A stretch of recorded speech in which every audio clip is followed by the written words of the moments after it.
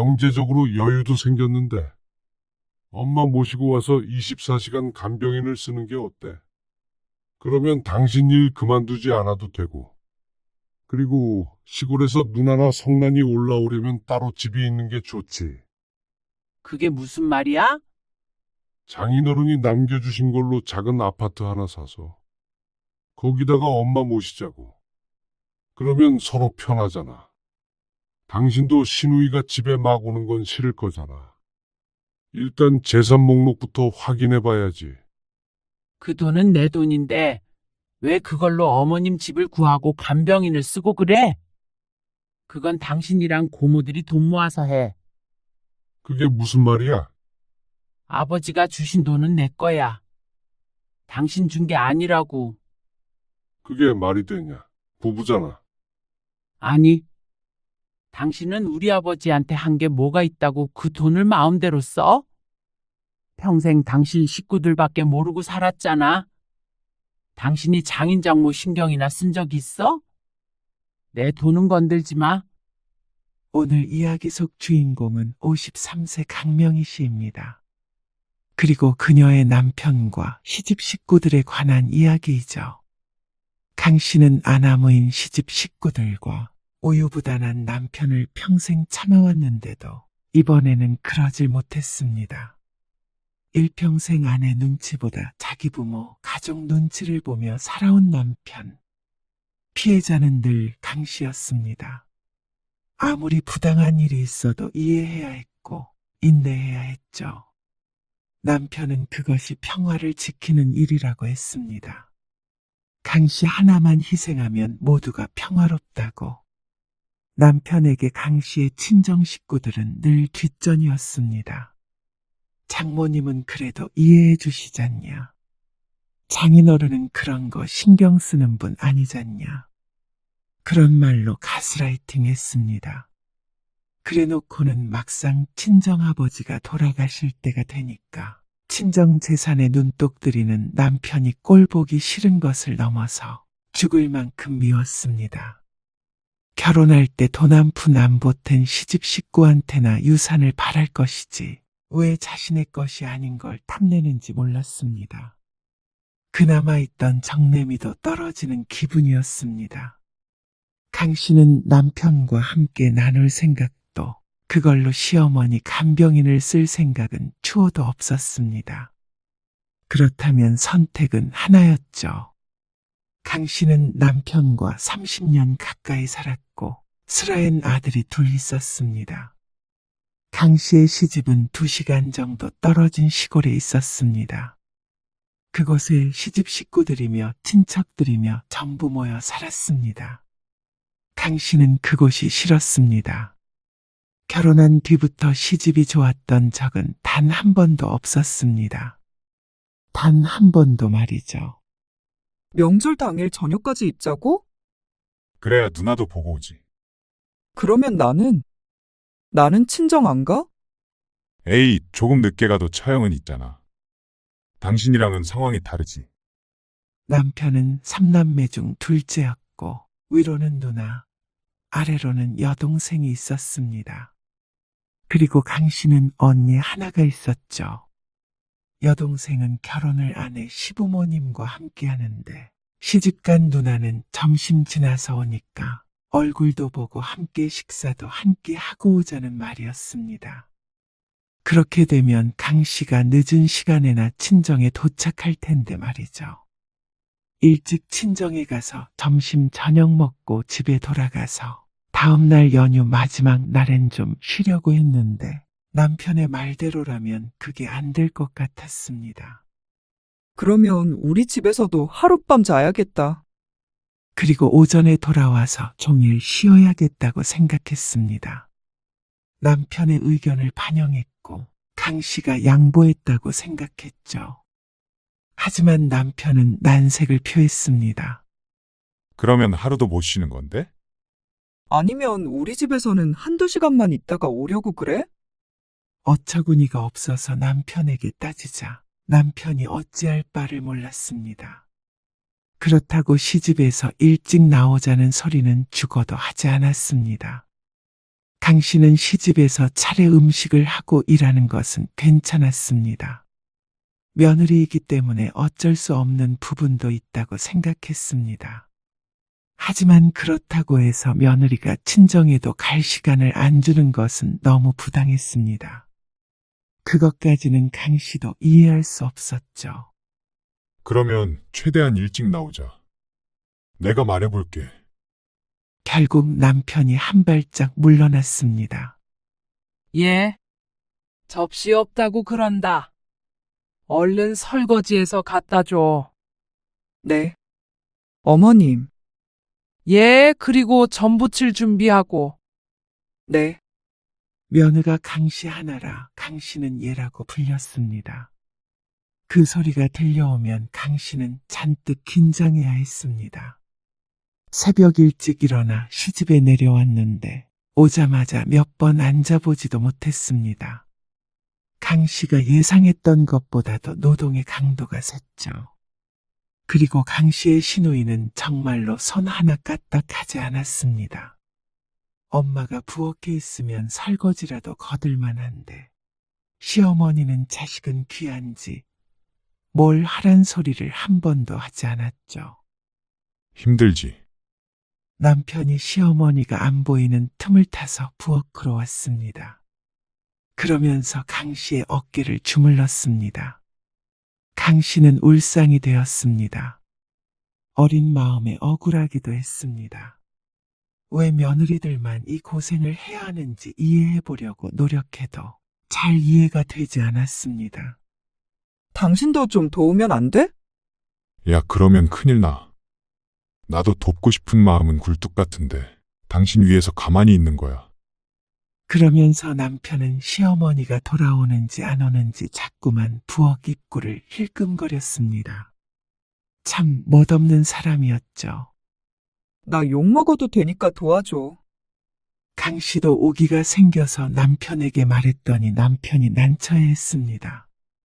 그리고 그때 시어머니가 들어왔고 남편은 순식간에 어깨에서 손을 뗐습니다. 음식 맛있게 됐나 보려고 와봤어요. 시어머니가 묻지도 않았는데 왜 눈치를 보며 이러는지 몰랐습니다.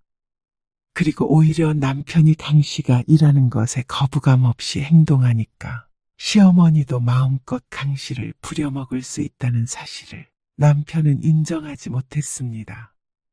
그저 자신이 항상 최선의 처신을 하고 있다고 생각했죠. 내일 누나 보고 갈 거지? 시어머니의 물음에 남편이 힐끔 강 씨를 쳐다보았고 아주 자연스럽게 대답했습니다. 그래야죠. 남편의 대답에 강 씨가 눈을 부릅뜨던 말던 쳐다보지도 않았습니다.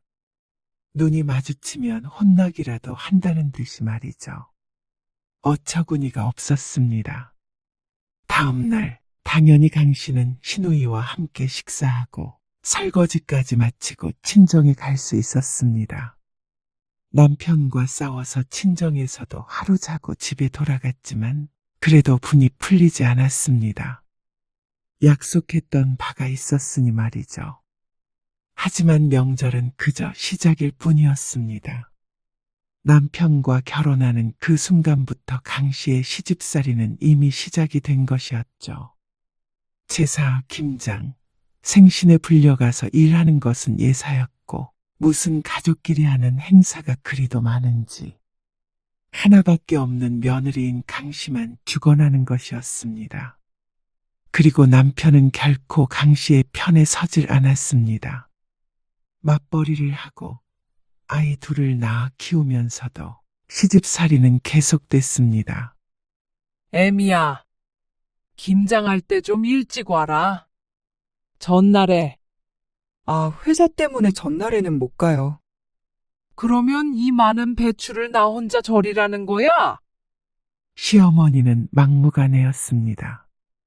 애들 데리고 일찍 와. 회사에서 김장도 못하게 하지는 않을 거 아니야. 아무리 시골분이라지만 참 너무한다 싶었습니다. 강 씨가 옆에 있던 남편을 쳐다보았지만 시어머니가 한 말을 다 들었는데도 눈썹만 팔자로 늘어뜨리고 아무런 말도 하지 않았습니다. 네, 어머님.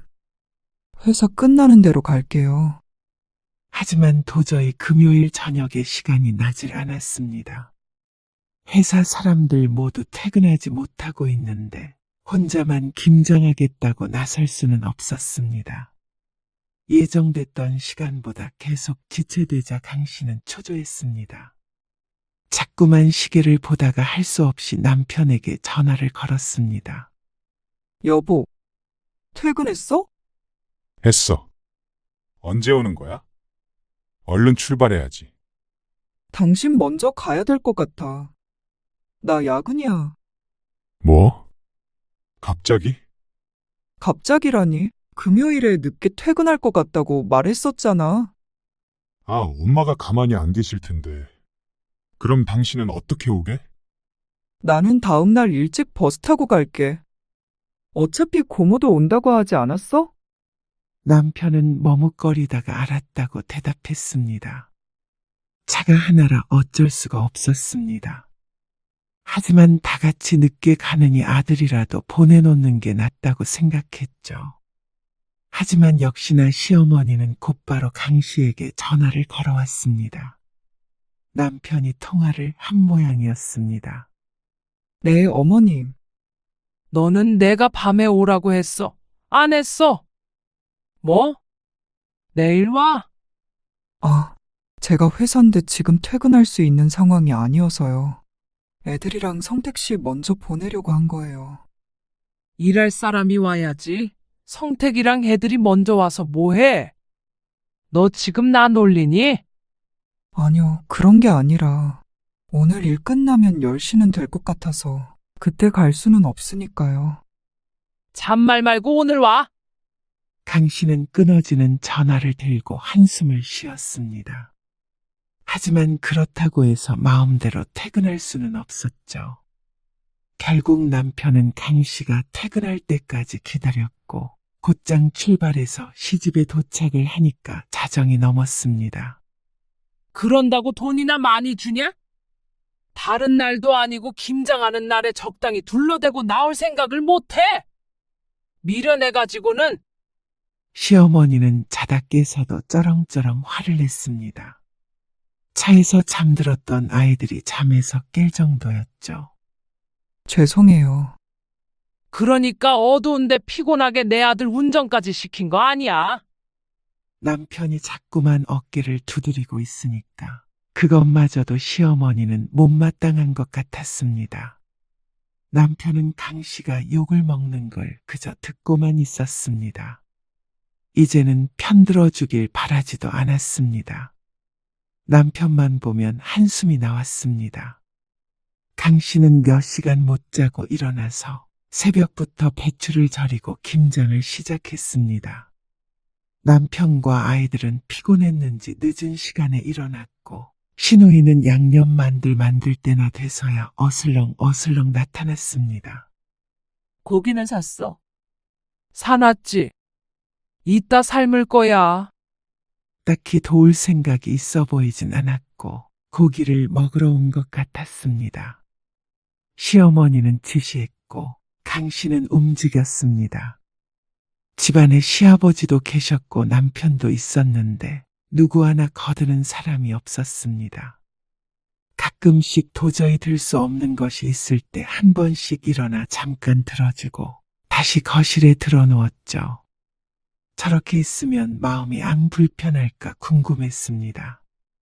김장을 마치고 수육을 먹으면서 남편은 술 한 잔을 했습니다. 여보, 이제 가자. 강 씨가 남편의 옆구리를 찌르면서 입술을 거의 움직이지 않고 작은 목소리로 말했습니다. 그러자 남편이 눈치 없이 큰 소리로 대답했습니다. 뭐라고? 지금 가자고? 나 술 마셨는데. 그러자 모두의 시선이 모였습니다. 강 씨는 눈을 질끈 감고 싶은 심정이었습니다. 웃으면서 남편에게 말했습니다. 당신이 가자면서. 내가? 아, 눈치 없는 남편은 그제서야 자신이 실수했다고 생각하고는 주위를 둘러봤습니다. 내가 운전할게. 그냥 자고 내일 가지. 뭘 벌써 가려고 그래? 아, 내일 친정에 좀 들르기로 해서요. 아버지가 입원하셔서. 그 얘긴 남편에게 따로 들은 바가 없는지 시어머니는 잠시 눈을 동그랗게 떴습니다. 그러더니 말했습니다. 내일 아침 일찍 출발하면 되겠네. 그래, 오빠. 내일 가. 몇 년 전 결혼한 작은 시누이도 옆에서 시어머니를 거들었습니다. 역시나 이렇게 될 걸 예상했어야 했습니다. 전날 집에서 출발하기 전에 남편에게 신신당부를 했습니다. 술을 먹더라도 적당히 먹고 밤에는 늦더라도 집에 돌아오기로 말이죠. 그런데 남편은 나몰라라였습니다. 이 상황에서 어떻게 그런 말을 꺼내냐는 듯 억울해 보이기도 했습니다. 결국엔 시집살이를 남편이 시키는 거라고 하더니 그 말이 딱 맞았습니다. 강 씨의 시집살이는 전부 남편 때문이었습니다. 돌아버릴 노릇이었죠. 강 씨는 돌아와서도 한동안 남편과 말도 안 하고 지냈습니다. 남편은 처음엔 미안해하다가 스스로를 정당화했죠. 그럼 내가 거기서 뭐라고 했어야 해?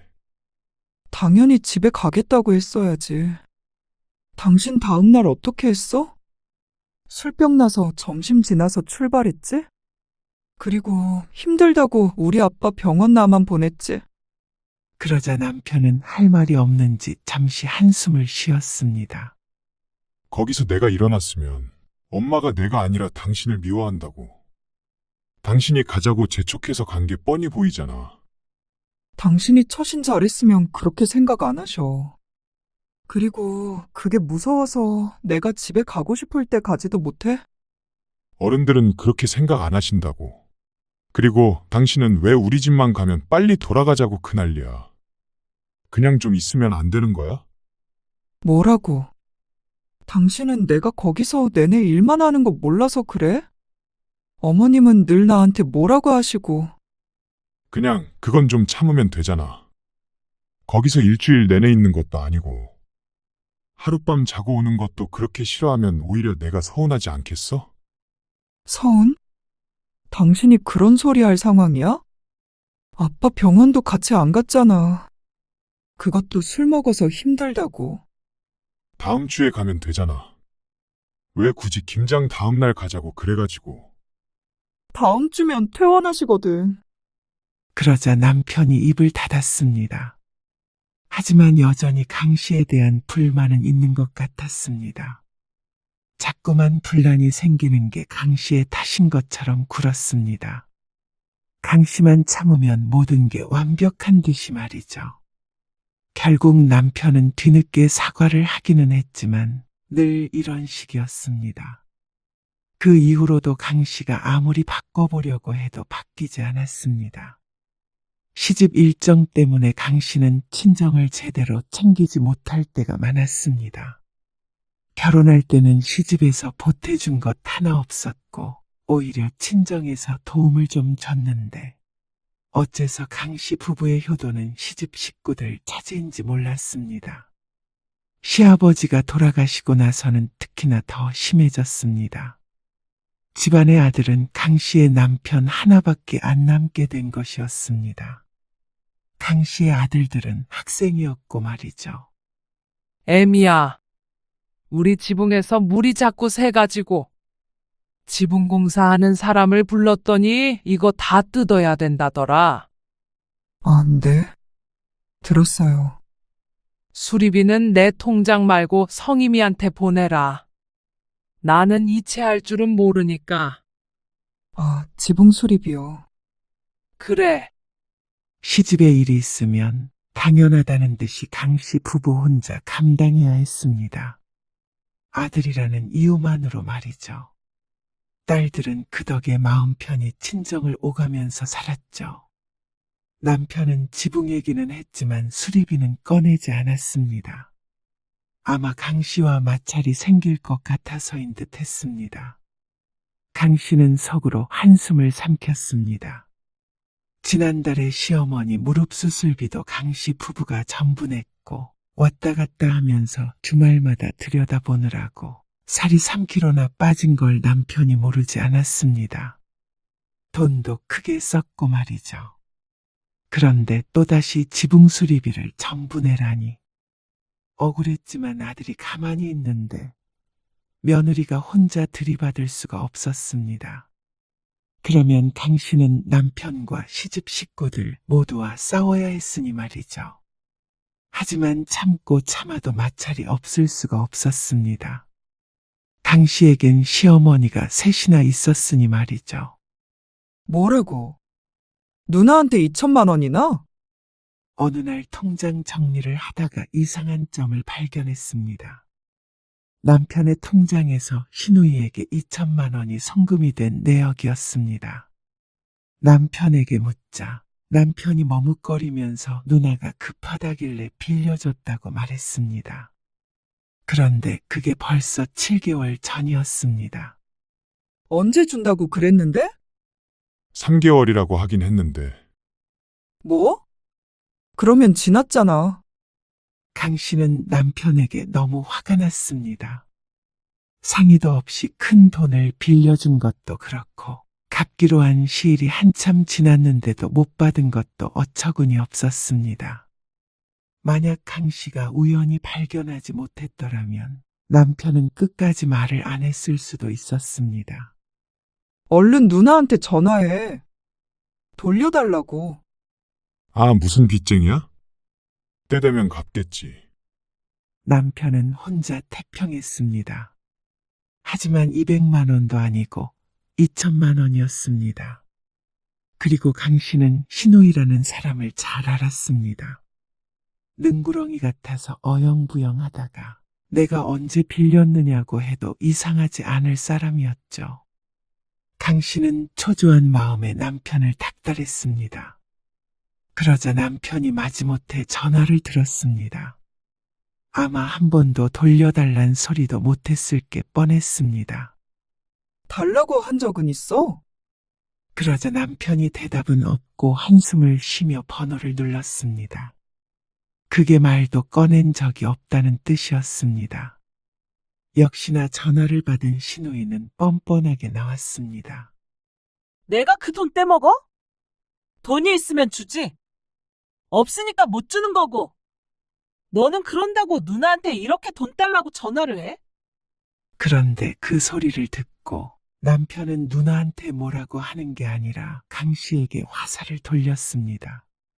꼭 강 씨 때문에 누나한테 핀잔을 들었다는 듯이 말이죠. 기가 막혀서 쳐다보고 있는데 남편이 말했습니다. 그렇지? 그냥 생각나서 해본 거야. 천천히 줘. 아주 보살이 따로 없었습니다. 그리고 그 옆에 서 있는 강 씨만 사악한 막이었죠. 어련히 알아서 주겠어. 신경 쓰지 마. 왜 나를 나쁜 동생을 만드는 거야, 당신은? 누가 하고 싶은 말을 하는 거야. 내가 누나 돈 뺏어오자 그랬어? 우리 돈 돌려받으란 거지. 아, 됐어. 이 문제는 또 꺼내지 마. 기가 찼습니다. 남편의 통장에 들어있었어도 남편 혼자만의 것이 아니었습니다. 어떤 목적이 있어서 따로 만든 통장이었는데 강 씨도 남편도 각자 벌고 각자 쓰는 그런 가정이 아니었습니다. 모든 돈은 섞였고 노후 준비를 하기 위해서 강 씨가 관리했습니다. 그러니까 남편의 행동은 배신 행위였습니다. 하지만 그런 강 씨의 심정을 남편은 이해 못했습니다. 가족끼리 돈 좀 빌려줄 수도 있지. 그걸 가지고 왜 이렇게 달려드냐는 식이었습니다. 그리고 그건 신우이도 마찬가지였습니다. 형님, 전데요. 애 아빠가 말을 못해서 제가 전화드렸어요. 지난번에 빌려가셨던 2천만 원이요. 그거 좀 돌려받으려고요. 남편이 돈을 빌려준 사실을 안 뒤 1년이 또 흘렀을 때였습니다. 그때까지도 2천만 원은커녕 일부도 받지 못했기에 강 씨가 전화를 할 수밖에 없었습니다. 도대체 시집 식구들은 강 씨 부부를 호구로 아는 것 같았습니다. 열심히 벌어서 자꾸만 시집으로 줄줄 새니까 강 씨도 이제는 독해질 수밖에 없었죠. 그런데 남편도 옆에서 화를 냈고 시누이도 그리고 시어머니도 마찬가지로 강 씨를 정신이 이상한 사람으로 보았습니다. 옳게 너무하는 거 아니야? 내가 그 돈 떼먹어? 떼먹냐고? 벌써 빌려가신 지 1년 반이 지났잖아요. 애 아빠가 그런 말을 못하니까 제가 대신 전화드렸어요. 그런데 어쩐 일인지 시누이와 시어머니가 같이 있었던 모양이었습니다. 갑자기 전화를 바꿔들더니 시어머니가 호통을 쳤습니다. 너는 시댁이 얼마나 우스웠으면 이런 전화를 하니? 여보, 얼른 끊어, 이게 뭐 하는 거야? 당신이 너무 예민한 거야. 그깟 돈 안 줄까봐 그래. 그게 아니고요. 어머님, 이렇게 시누이랑 시애미도 무시하는데 집에서 내 아들 남편 대접이나 해주니. 도대체 무슨 논리로 비난을 하는 것인지 몰랐습니다. 어째서 돈 빌려준 쪽이 욕을 먹어야 하는지 몰랐습니다. 그리고 사고를 친 장본인마저 강 씨가 가만히 있어주길 바랐습니다. 세상 사람들에게 물어보고 싶었습니다.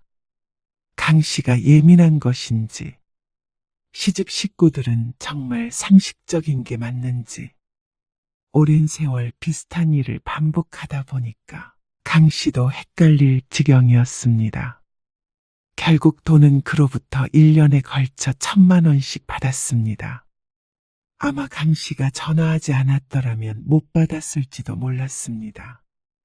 그렇게 수십 년이었습니다. 그동안 너무나도 많은 일이 있었습니다.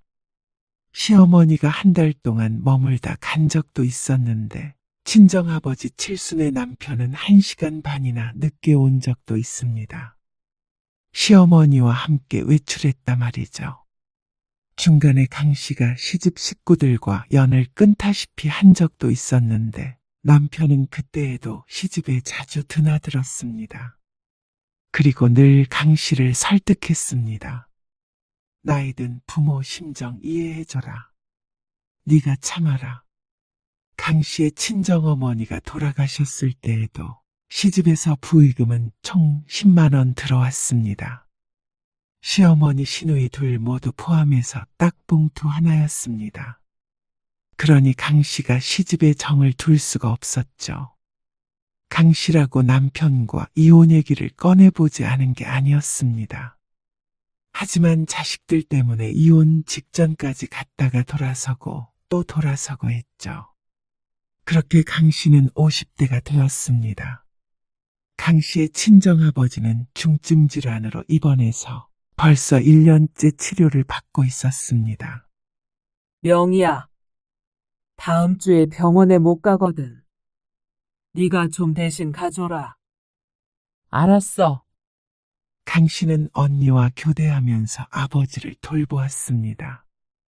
간병인이 있어서 매일 가진 않았어도 그래도 직장 다니면서 일주일에 2번은 들여다봐야 했습니다. 몸도 마음도 지쳤지만 어쩔 수 없었죠. 그런데 강 씨의 시어머니에게도 큰일이 생겼습니다. 애미야, 나 왔다. 아, 어쩐 일이세요? 주말 아침 갑작스레 찾아온 시어머니. 강 씨는 문을 열고 놀랄 수밖에 없었습니다.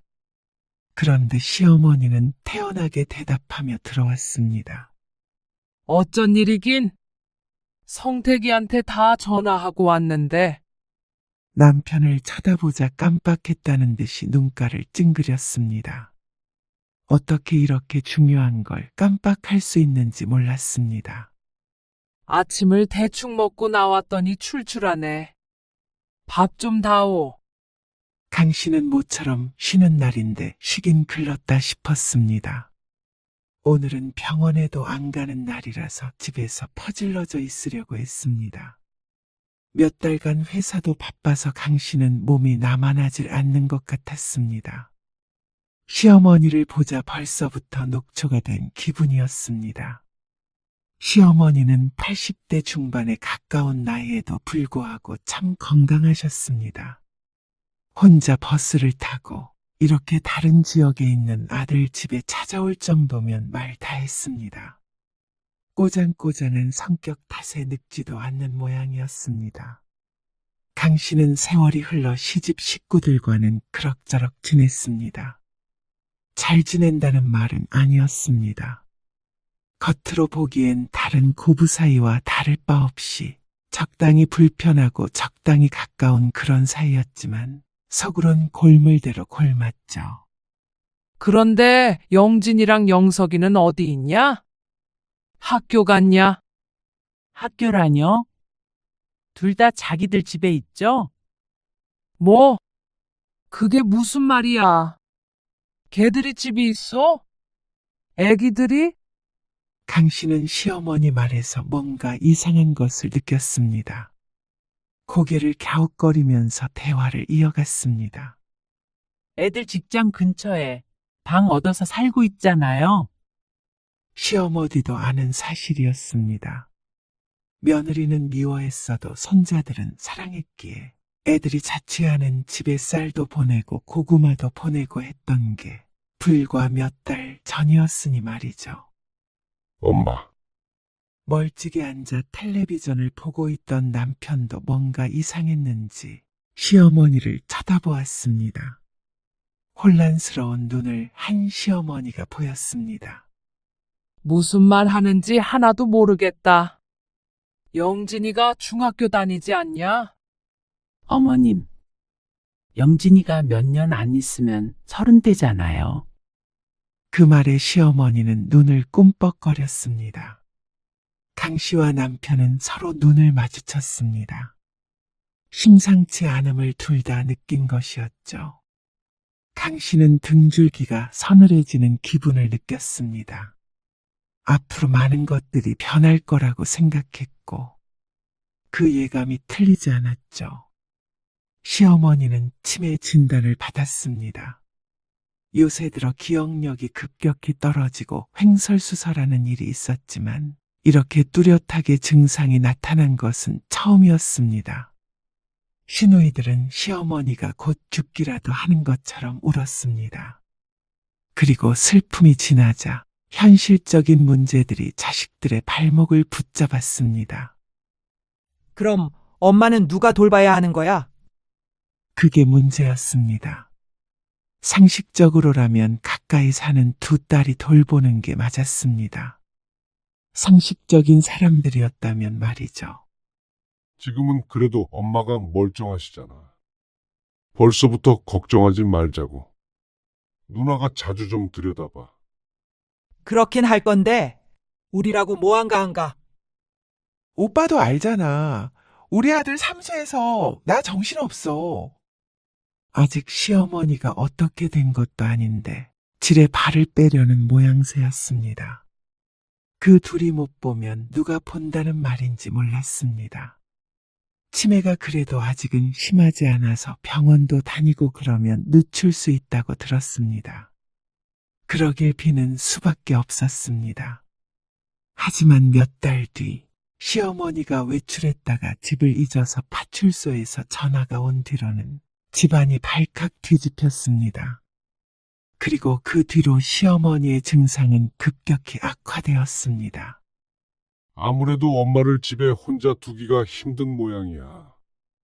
그러면 고모들이 모시고 간대? 그러자 남편은 잠시 조용했습니다.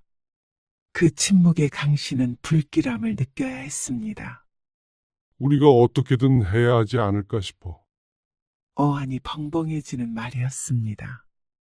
차 타고 편도로 2시간이나 걸리는 곳이었습니다. 왔다 갔다 한다고 하더라도 일주일에 한 번도 사실 무리였습니다. 이곳에서의 생활이 있으니 말이죠. 당신 설마? 하지만 그 설마가 사람을 잡았습니다. 우리가 어머니 모시고 오는 거 어때?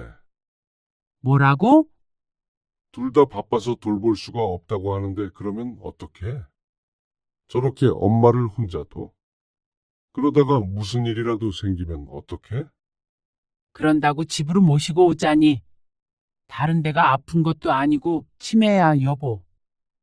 그러면 누군가는 옆에 붙어서 수발을 들어야 한다고. 바쁘기는 우리가 제일 바쁜 거 몰라? 고모들은 그래도 시간 조절을 할 수 있잖아. 말도 안 되는 소리였습니다. 늘 직장 일이 바빠서 강아지 한 마리도 키워본 적이 없었습니다. 게다가 강 씨는 아버지 병원에도 왔다 갔다 해야 했습니다. 그럴 만한 시간적, 심적 여유가 전혀 없었습니다. 하지만 강 씨의 거절이 남편은 서운한 것 같았습니다. 어떻게 해보지도 않고 못한다고 해. 치매라도 아직 사람을 몰라볼 정도는 아니잖아. 우리 회사 갔을 때는 어떻게 하려고 그래? 아니, 시간이 있다고 하더라도 강 씨는 사실 자신이 없었습니다. 치매 부모를 모시는 일. 쉬운 일이 아니었고 그 대상이 시어머니라면 강 씨도 이렇게 대화 몇 마디에 결정할 수가 없었습니다. 시어머니는 강 씨에게 오랜 아픔을 준 상대였습니다. 그런데 이어지는 말은 정말 황당했습니다. 당신이 이참에 일 그만두는 건 어때? 뭐라고? 직장 그만두고 집에서 살림하고 쉬면서 엄마도 돌봐드리고 그러면 좋잖아. 그게 도대체 누구한테 좋다는 말인데? 아니, 엄마도 그렇고 당신도 그렇고. 강 씨에게 일방적인 희생을 강요하면서 그게 강 씨에게도 좋을 거라니. 입 밖으로 내뱉으면 그게 다 말인 줄 아는 모양이었습니다. 내가 왜 직장을 그만둬야 해? 그러면 좋아. 어머님 모시고 와. 근데 직장은 당신이 그만두고 어머님 모셔. 그러자 남편의 미간에 주름이 깊게 파였습니다. 내가 어떻게 엄마를 돌봐. 같은 여자가 해야지. 상식적으로. 그놈의 상식. 도대체 어느 나라에 살길래 강 씨와는 정반대의 상식을 가지고 있는지 몰랐습니다. 여자 남자 따지기 이전에 자식이 부모 돌보는 게 맞지. 당신도 자식이나 마찬가지지. 어머님 자식이 셋이나 있는데 며느리한테 직장까지 그만두고 병수발 들라는 거는 무슨 심보야? 그리고 나는 우리 아버지 그렇게 쓰러지셨어도 당신한테 한 번도 병수말 맡긴 적 없어. 단 한 번도. 남편이 하겠다고 한 적도 없었지만 강 씨도 원하지 않았습니다. 내 부모 병수발을 배우자에게 시킨다는 생각은 해본 적도 없었죠. 그런데 남편은 단번에 강 씨에게 떠넘길 생각을 했습니다. 남편의 마음속엔 며느리인 강 씨가 당연히 모든 굳은 일을 해야 한다는 생각이 있었던 것이었겠죠. 나는 몰라. 어머님 문제는 당신이 알아서 해. 강 씨는 남편의 말에 정말 질리는 기분이었습니다. 어떻게 된 게 끝까지 강 씨의 손을 빌리려는 것인지 몰랐습니다. 남편도 지긋지긋했고 다른 시집 식구들도 마찬가지였습니다. 그저 며느리만 못 잡아먹어서 안달이었습니다. 올케가 엄마 좀 모시고 가주면 안 돼? 우리도 상황이 안 돼서 그래. 얼마나 가슴 아프겠어. 자식으로서. 그리고 성태기가 장남이잖아. 안 그래? 부모를 아들이 모셔야지. 딸이 모셔? 요새는 딸이 더 많이 모셔요. 강 씨는 무심히 대꾸했습니다. 어머, 그래서 엄마 이대로 혼자 두자고? 꼭 그게 강 씨의 탓인 것처럼 말하는 시누이. 그리고 남편도 마찬가지였습니다. 회사에 가서도 일은 안 하고 강 씨에게 장문의 메시지를 보냈습니다. 부디 마음을 돌려달라고 했습니다. 하루에 몇 시간씩은 간병인도 쓸 수 있는 것 같다면서 강 씨를 덜 힘들게 하겠다는 말과 함께 그래도 돈은 자신이 더 잘 버니까 그게 합리적인 선택이라고 했습니다. 이런 사람과 살고 있었던 스스로가 한심했습니다. 아무리 자식들이 마음에 걸려도 젊었을 때 갈라설 걸 하고 후회했죠. 내가 장남인데 어떻게 엄마를 책임을 안 져? 그러면 나도 아버지 우리 집에 모시고 와봐.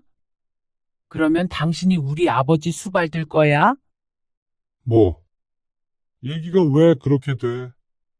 지금 장난치는 거 아니잖아. 당신은 지금 내가 장난하는 걸로 보여?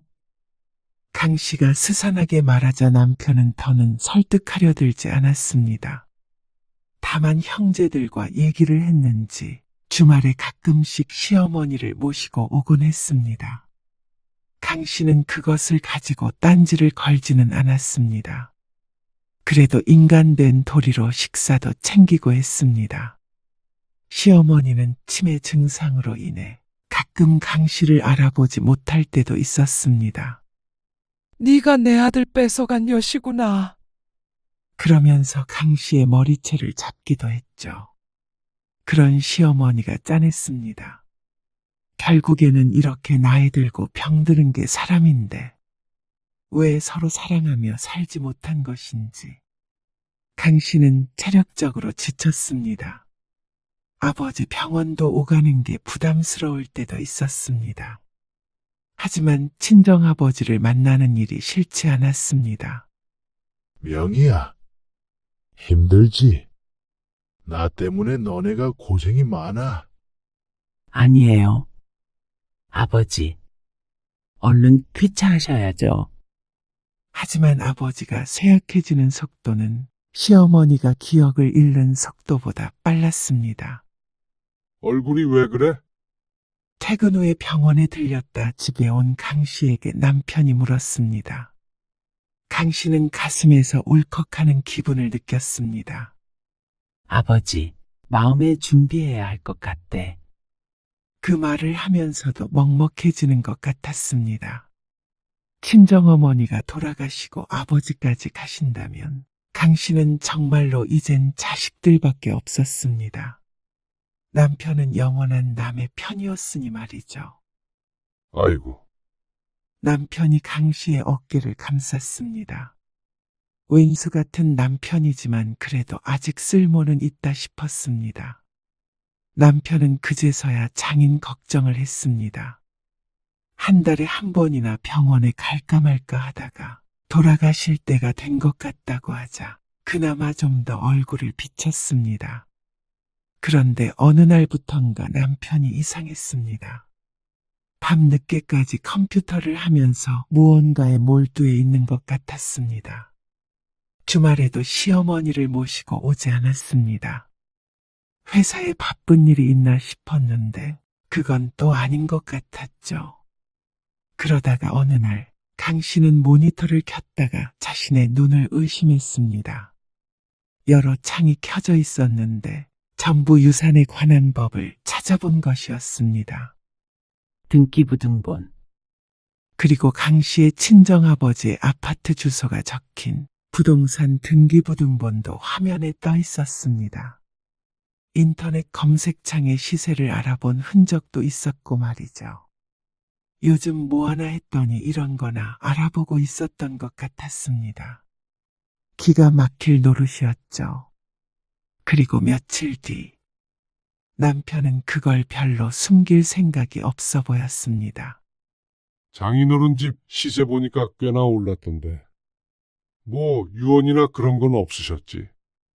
기가 막혔습니다. 아직 아버지가 돌아가신 것도 아닌데 상속받는 일을 미리 알아보는 남편이 사람 같지 않아 보였습니다. 처형은 그 집 어떻게 하자고 안 해? 가지고 있자거나 팔자고 하거나. 그걸 왜 벌써 신경 써? 아니, 무슨 얘기가 있었나 해서. 누나가 그러는데 아는 집도 딸 둘이었는데 부모 돌아가시고 자매끼리 아예 안 본대. 동생인지 언니인지가 돈을 더 챙겼다나 봐. 나중에 그거 소송하고 그러려면 골치 아프대. 누나가 그런 얘기를 해? 어찌됐건 입김을 불어넣은 사람도 있는 모양이었습니다. 당신 지금 뭐 하는 거야? 아버지 아직 살아계신데. 나도 이 집 사위인데 알아둘 필요가 있잖아. 상속받을 건데. 상속? 상속은 딸들이 받는 거지. 사위가 받는 게 아니야. 강 씨의 말에 남편은 황당하다는 듯이 헛웃음을 지었습니다. 당신이 받는 게 내가 받는 거지. 무슨 그런 말이 다 있어. 아이고, 알았어. 누군 뭐 장인어른 돌아가시는 게 좋아서 그래? 혹시나 해서 그런 거지. 그러면서 이제는 유산 얘기는 꺼내지 않겠다고 했습니다. 하지만 얼마 뒤 아버지가 돌아가시자 남편과 시누이들이 달려들었습니다. 경제적으로 여유도 생겼는데 엄마 모시고 와서 24시간 간병인을 쓰는 게 어때? 그러면 당신 일 그만두지 않아도 되고 우리도 훨씬 수월하지. 기가 막힌 말에 강 씨는 대답조차 하지 않았습니다.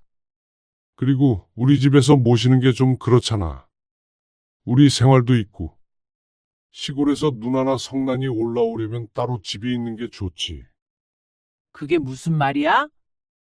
장인어른이 남겨주신 걸로 작은 아파트 하나 사서 거기다가 엄마 모시자고. 그러면 서로 편하잖아. 당신도 시누이가 집에 막 오는 건 싫을 거잖아. 하나부터 열까지 말이 되는 소리가 하나도 없었습니다. 그래서 어디서부터 지적해야 할지 감도 잡히지 않았습니다. 일단 재산 목록부터 확인해 봐야지. 혼자서 앞서 나가는 남편의 말에 강 씨가 대꾸했습니다. 그 돈은 내 돈인데 왜 그걸로 어머님 집을 구하고 간병인을 쓰고 그래? 그건 당신이랑 고모들이 돈 모아서 해. 그게 무슨 말이야? 아버지가 주신 돈은 내 거야. 당신 준 게 아니라고. 그게 말이 되냐? 부부잖아. 아니, 당신은 우리 아버지한테 한 게 뭐가 있다고 그 돈을 마음대로 써? 평생 당신 식구들밖에 모르고 살았잖아. 당신이 장인 장모 신경이나 쓴 적 있어? 강 씨의 말에 남편은 억울한 것 같았습니다.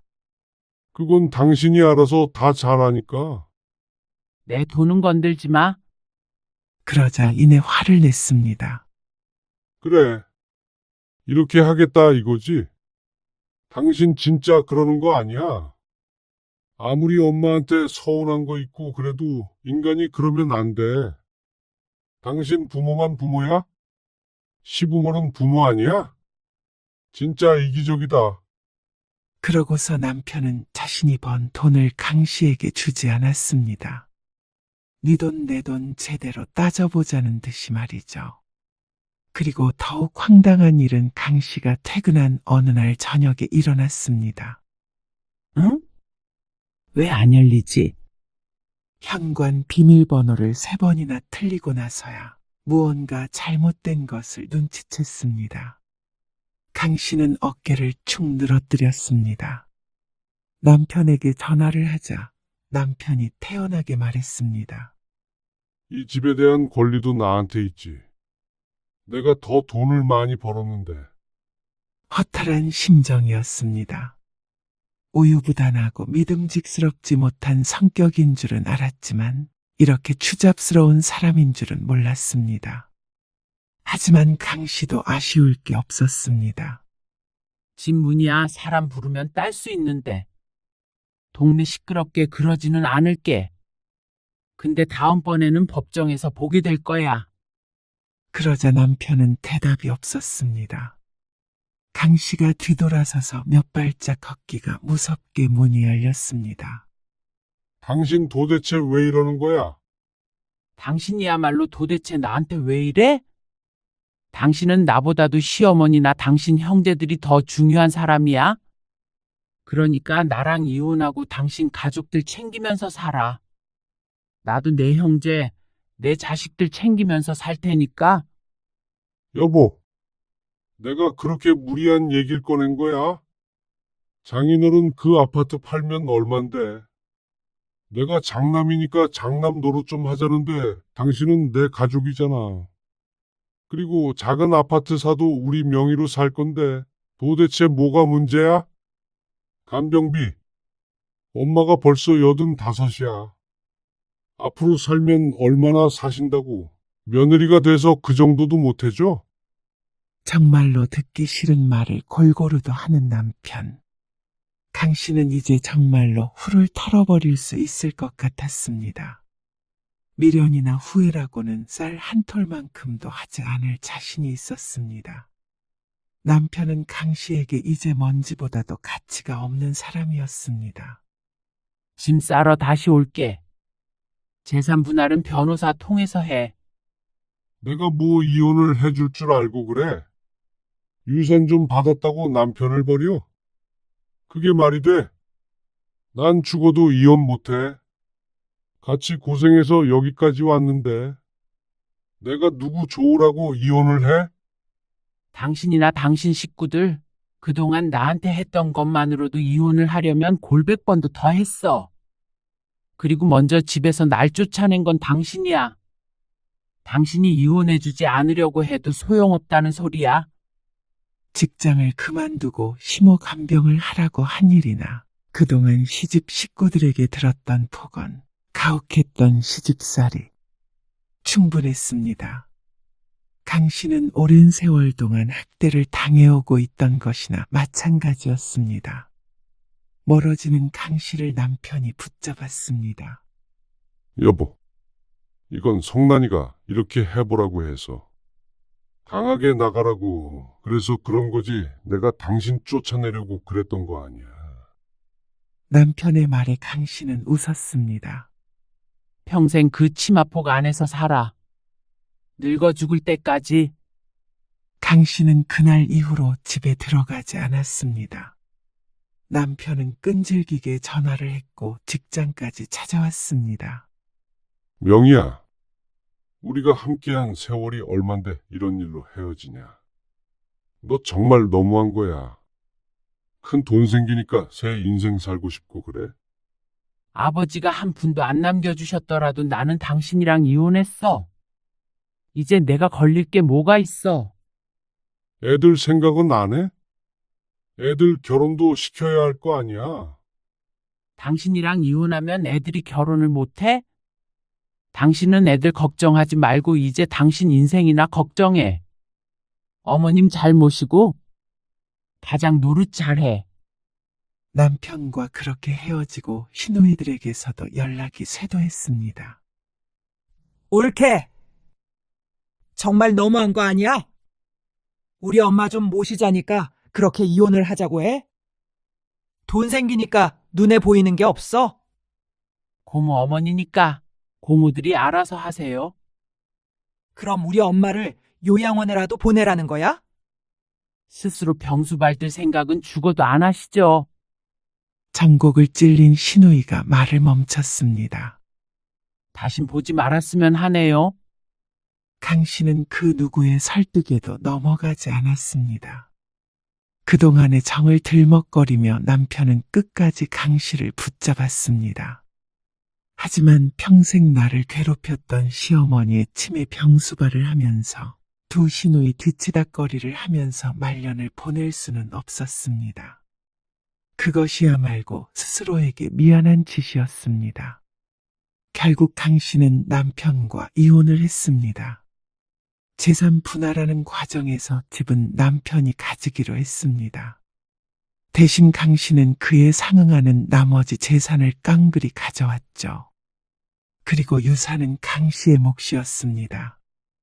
강 씨는 작은 아파트를 구입했습니다. 오롯이 자신만의 공간이었습니다. 아들들은 부모의 이혼에 충격을 받은 것 같았지만 반대하지는 않았습니다. 아들들도 강 씨가 고생하며 산 것을 충분히 눈으로 봐왔으니 말이죠. 남편과 시집 식구들과 안 보는 것 외에는 강 씨의 삶은 달라지지 않았습니다.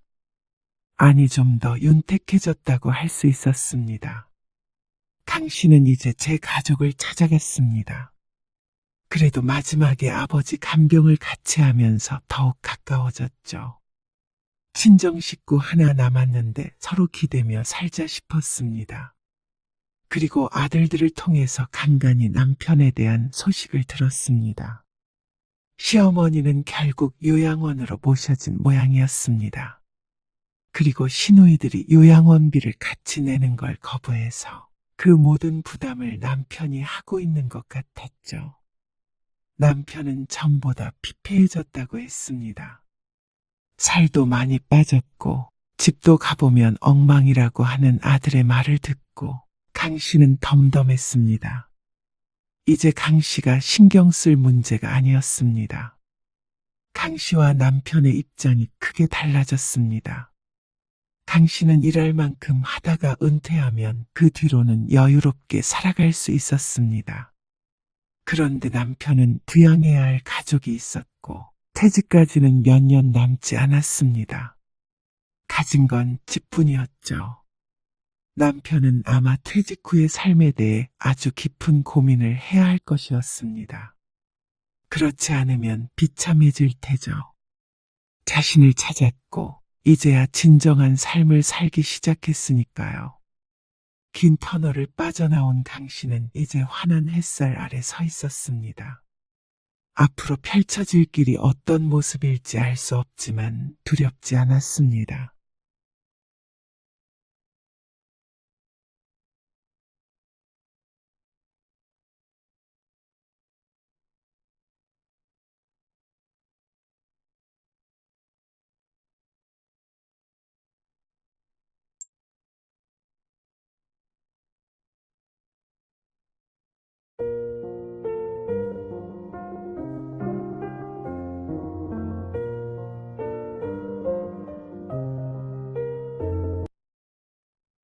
그런데 어머님, 이제 곧 80 되시는데 이렇게 노후 대비가 안 되어 있으실 줄은 몰랐어요. 저희는 그렇게 생각해요. 결국 나이 들어서 돈 없는 건 본인이 책임져야 하는 거죠. 열심히 노후 준비한 사람들? 자식들에게 손 안 벌리고 잘 살아요. 모든 게 자업자득이고 인과응보죠. 우리가 그 돈을 다 어디다 썼는데, 호열이 너 하나 잘 되라고. 설마 저 때문이라고 말씀하시고 싶으신 거예요? 결국엔 어머니 아버지 선택이셨죠. 어머니 이러시는 거 자식 입장에서 정말로 부담돼요. 오늘 이야기 속 주인공은 78세 박순미 씨입니다. 그리고 그녀의 아들과 며느리에 관한 이야기이죠. 한평생을 자식 하나만을 바라보고 살았던 박 씨 부부. 내 한 몸 편한 것보다도 자식이 잘 되는 것이 항상 우선이었습니다. 그렇게 해서 자식 앞길에 도움이 된다면 그것이야말로 모두를 위한 길이라고 생각했습니다. 그런데 남편이 죽고 홀로 나이가 드니 그리고 가진 것 다 자식에게 퍼주고 나니 박 씨의 생각은 달라질 수밖에 없었습니다. 자식은 부모에게 도움을 청하던 그 자식이 아니었고 박 씨도 더 이상은 짱짱하던 그 부모가 아니었습니다. 입장이 바뀌니까 아들과 며느리는 박 씨를 짐짝 취급했습니다. 재산 관리를 잘못해 노후 대비가 안 되었다며 박 씨를 비난했습니다. 비참한 부탁을 하는 박 씨에게 며느리가 말했습니다. 인과응보. 노후에 쓸 돈 하나 제대로 챙겨두지 못한 것이 전부 박 씨의 탓이라고 했습니다. 저들이 가져다 쓴 것은 전혀 기억나지 않는 것처럼 굴며 박 씨를 외면했죠. 그러다 보니까 자식밖에 없었던 박 씨의 생각도 바뀔 수밖에 없었습니다. 영원할 줄 알았던 사랑도 뒤늦게 현실에 무릎을 꿇었습니다. 뒤늦게 정신 차린 박 씨는 이제 자식에게 노후를 기대는 어리석은 짓은 하지 않기로 결심했습니다. 차라리 재산을 지켰더라면 자식이 없어도 살아갔을 텐데 자식은 있는데 돈이 없으니 살아갈 수가 없었습니다. 박 씨는 아들이 하나 있었습니다. 애지중지 키운 외아들이었습니다. 그러니까 모든 걸 쏟아부어 키웠죠. 호열이가 전세로는 가기 싫다고 하네. 아이고, 지금 사는 집 보증금 합쳐가지고 어떻게 안 된대요? 될 것 같았으면 당신한테 이렇게 말도 안 했지. 아들이 결혼을 앞둔 어느 날 남편이 낮은 목소리로 말했습니다. 아들 결혼에 지원을 해줘야 하는데 웬만해선 전셋집을 구했으면 하는 마음이었습니다. 박 씨 부부도 어느 정도 여윳돈은 있어야 하지 않을까 싶어서였죠. 그런데 아들은 무리를 하더라도 집을 사고 싶어 했습니다. 그래서 상견례를 앞두고 아들을 불러 상의를 했습니다. 우선 전세로 가고 천천히 넓히면 되잖니? 내 집도 없이 시작하는 것보다 조금 무리하더라도 그게 맞는 것 같아요. 그리고 서울 집값은 반드시 올라요. 그러면 엄마 아빠도 좋죠. 그래서 남편이 노후 얘기를 꺼내자 아들은 오히려 기가 막히다는 듯이 대꾸했습니다. 노후요. 그런 걸 왜 신경 쓰세요? 아들이 있는데 든든한 말이었지만 불안한 건 사실이었습니다. 남편은 대학 시절 공부를 할 때부터도 그런 얘기를 종종 했습니다. 나중에 성공해서 갚겠다. 남들보다 공부를 오래 하며 들인 돈이 많았습니다. 미안한 마음에 하는 소리였다고 여겼습니다. 자식 잘 되라고 물심양면 지원을 아끼지 않았습니다. 그런데 결혼할 때도 예상보다 큰 돈을 쓰게 된 것이었죠. 결국 아들이 원하던 대로 집을 샀고 이듬해 식을 올렸습니다. 며느리는 혼수를 해왔고 말이죠. 그런데 정작 몇 년 후에 집값이 오르자 엄마 아빠도 집값이 오르면 좋을 거라고 했던 말과는 달리 박씨 부부에게 떨어지는 것은 전혀 없었습니다. 박씨 부부가 살던 집은 오르지도 않았고 말이죠. 아들과 며느리는 크게 기뻐했습니다. 그리고 주택담보대출을 받아서 부동산 투자를 해보겠다고 했습니다. 몇 억 버는 것은 우스운 일이라며 말이죠. 그러다가 집값 떨어지면 어쩌려고 그래? 돈을 버는 걸 생각해야죠. 잃을 걸 생각하면 어떻게 돈 벌어요? 네? 맞아요, 어머님. 걱정 마세요. 그런데 박 씨의 우려처럼 아들 내외는 큰 경제적 어려움을 겪게 됐습니다. 부동산 가격이 급격히 떨어지는 바람에 투자했던 자금도 회수가 힘들어졌고 금리가 올라 이자를 내는 것도 빠듯해졌죠. 제발 저희 좀 도와주세요. 아니, 그러게. 남편은 하고 싶은 말을 삼켰습니다. 그리고 한동안 그 이자를 보태주고 힘들다고 할 때마다 금전적으로 도움을 주기도 했습니다. 그렇게 위기를 넘겼죠. 박 씨 부부의 노후 자금은 수십 년간 대부분 아들에게 들어갔다고 해도 과언이 아니었습니다. 성실히 열심히 벌면 줄줄 돈이 샜습니다. 그래도 어떻게 하겠어. 자식이 둘도 아니고 셋도 아니고 호열이 하나뿐인데. 박 씨도 남편의 마음을 충분히 알았습니다. 남편이 아니었어도 박 씨가 도와주자고 발벗고 나섰을 것이었습니다. 세상 어느 부모가 내 자식 힘든 걸 눈뜨고 지켜볼 수 있을까요? 아들네는 끝없이 사고친 끝에 꽤나 넉넉하게 살게 되었습니다. 아들은 직장을 꾸준히 다녔고 며느리와 함께 부동산 투자를 해서 여유로워졌죠. 그러니까 박 씨는 세상을 다 가진 것 같았습니다. 아버님, 어머님 덕이에요. 우리 덕은 무슨? 저희 엄마 아빠도 늘 감사하게 생각해요. 결국 아들네가 처음 투자했던 자본금도 결혼할 때 박 씨 부부가 지원해줬던 돈이었습니다.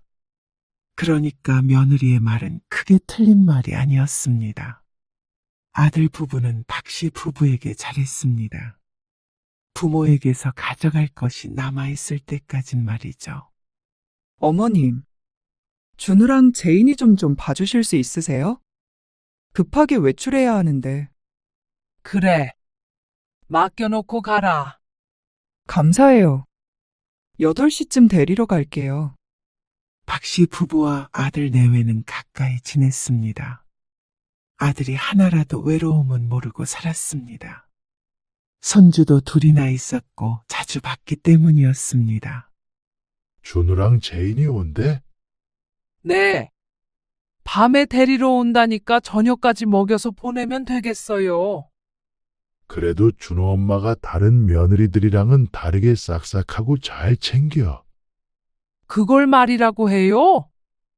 마침 그때쯤 박씨 부부가 나가는 모임에서 한창 화제가 됐던 문제가 있었습니다. 한 지인이 며느리와 척을 져서 집에서 쫓겨난 이야기였습니다. 집까지 주고 합가했는데 합가한 지 2년 만에 원룸을 구해 나왔다는 말을 듣고 다들 분개했습니다. 그리고 박 씨의 남편도 있을 수 없는 일이라며 한참을 그 이야기를 하며 지냈습니다. 춘식이 알지? 내 친구. 알죠. 그놈은 애들이 손주도 안 보여준대잖아. 수 틀리면 전화도 안 받는데. 어이구, 뭐 그런 애들이 다 있어요? 그러니까 말이야. 우리는 얼마나 복 받은 거야. 그러니까 애들 맡긴다고 하면 힘들다 소리 하지 말고 눈치도 주지 마라. 손주들을 자주 맡기기는 해도 그런 며느리들과 박 씨의 며느리를 비교할 수는 없었습니다. 내가 왜 눈치를 줘요?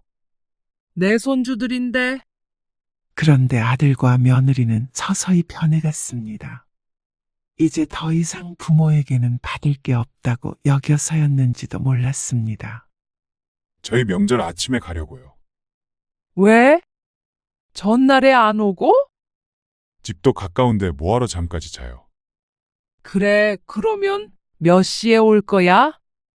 그냥 아침 식사할 시간 맞춰서 갈게요. 9시쯤?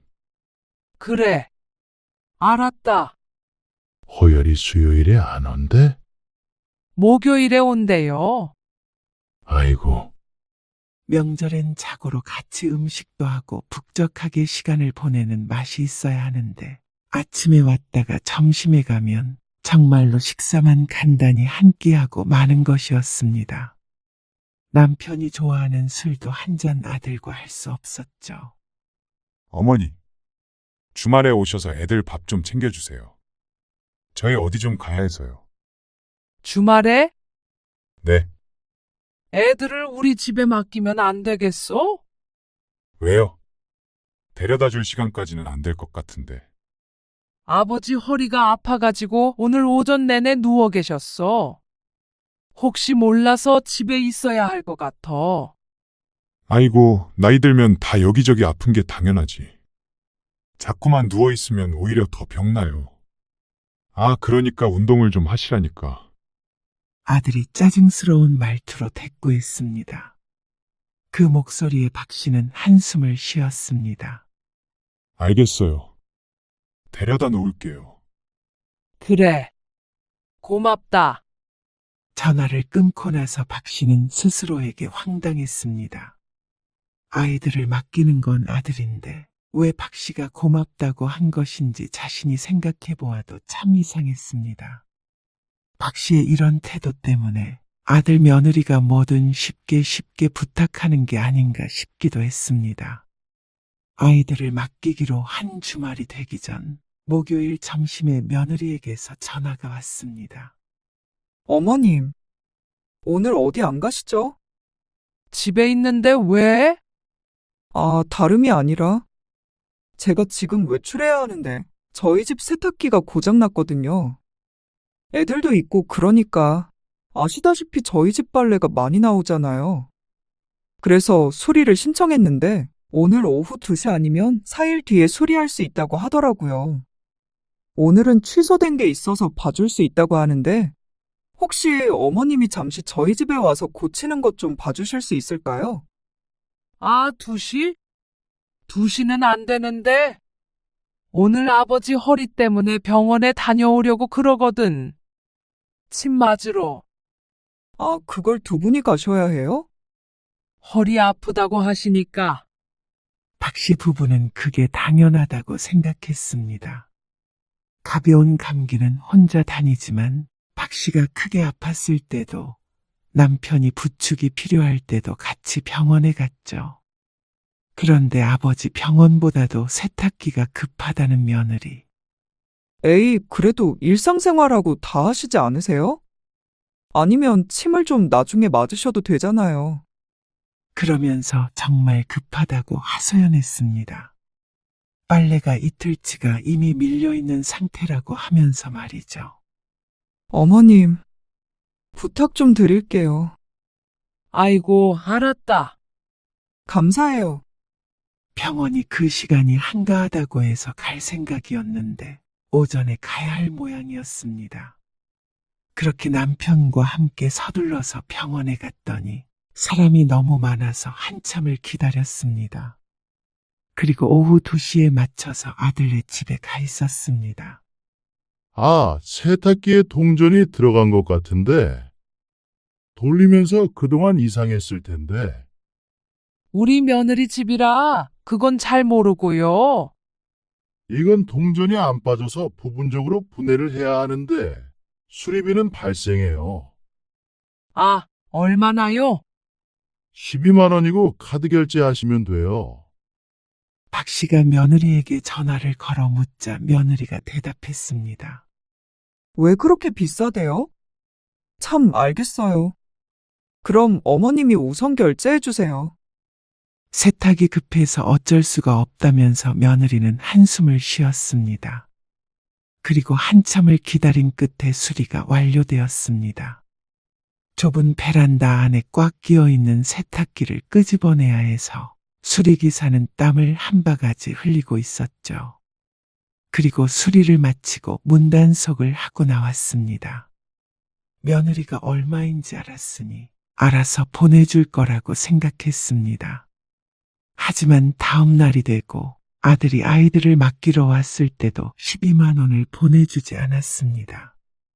며칠 전에 세탁기 고침 비용 12만 원 그거 안 줬어. 혹시나 잊어버렸을까 싶어서 아들에게 물었더니 아들이 바쁘니까 나중에 보내주겠다고 했습니다. 하지만 또 며칠을 기다려도 송금이 되지 않았죠. 그래서 박 씨도 그냥 있기로 했습니다. 자꾸만 돈 달라고 재촉하고 싶지도 않았고 아들네에게 쓴 돈이 아깝지 않았습니다. 그리고 이때까지만 하더라도 아들네와의 사이는 가깝다고 할 수 있었습니다. 박 씨 부부에게 효용 가치가 이래저래 충분히 있으니까 말이죠.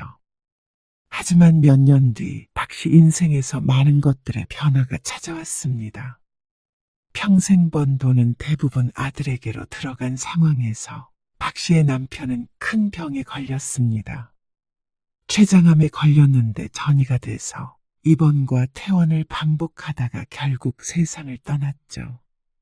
그동안에 들어간 병원비로 박 씨에겐 노후 자금이라고 할 만한 것이 많이 남지 않게 되었습니다.